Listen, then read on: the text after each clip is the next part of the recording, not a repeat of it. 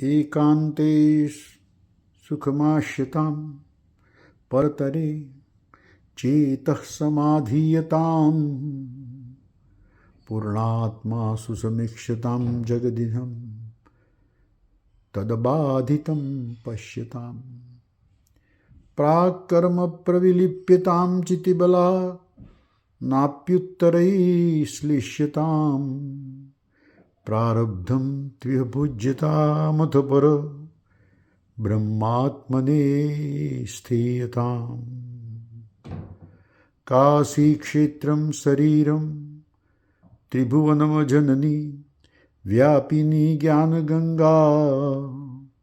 श्रद्धा भक्ति गयेयं निजगुरुचरण ध्यानयोग प्रयाग विश्वेतोऽयं तुरीयः